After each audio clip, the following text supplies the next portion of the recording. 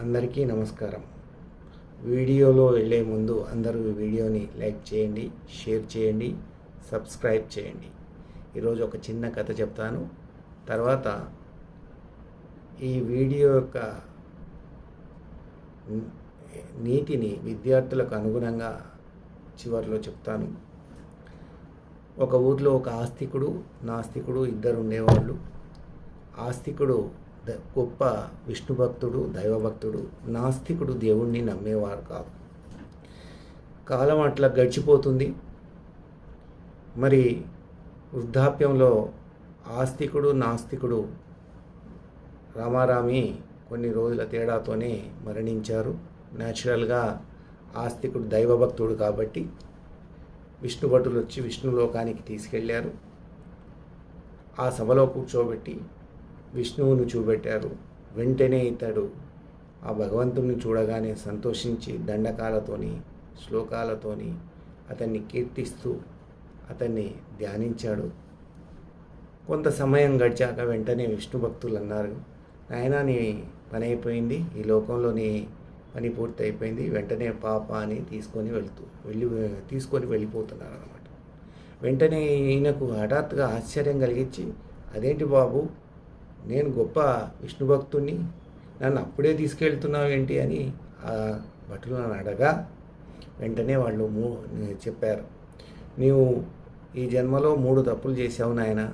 1, ప్రతిరోజు ఉదయం సాయంత్రం గుడికి వెళ్ళి దేవుణ్ణి మొక్కుబడిగా పూజ చేశావు.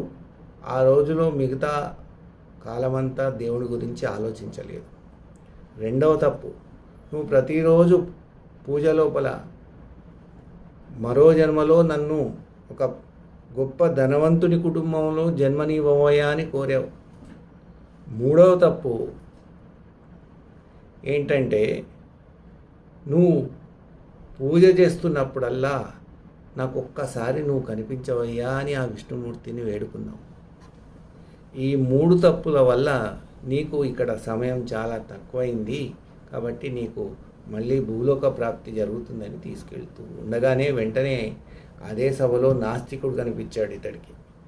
అదేంటి నాయన, ఈ నాస్తికుడు దేవుణ్ణి ఎప్పుడూ నమ్మడు, మరి ఇతన్ని తీసుకొచ్చి వైకుంఠంలో కూర్చోబెట్టారేంటని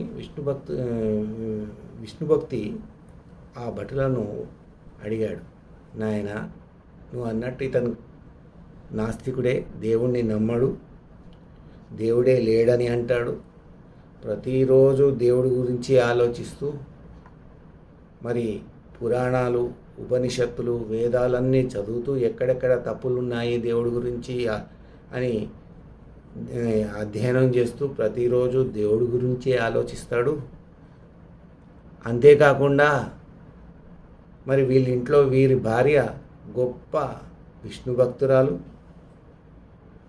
ఇతని కొడుకు పేరు నారాయణ. మరి ఈయన భార్య ఒక ఏకాదశి రోజు పాయసం చేసి మరి నైవేద్యం చేసిన ఆ పాయసాన్ని భర్తకు ఇవ్వగా అతను బయట కూర్చొని ఆ పాయసం తాగుతుండగా అది ఒకసారి గొంతులో విరుక్కొని మరి కొరబోయి వెంటనే నారాయణ నారాయణ అని అక్కడే కుప్పకూలి చనిపోయాడు. అంత్యకాలంలో నారాయణ స్మరణ చేస్తూ జీవితమంతా నాస్తికుడైనా దేవుడు లేడు అంటూ ఉపనిషత్తులు, వేదాలు, పురాణాలలో దేవుడి గురించే ధ్యానం చేస్తుండగా ఇతన్ని దైవలోకానికి, వైకుంఠానికి పట్టుకొచ్చాము. నువ్వు మాత్రం జన్మ కోరావు కాబట్టి నీకు మళ్ళో జన్మ నీకు ఇస్తున్నాము.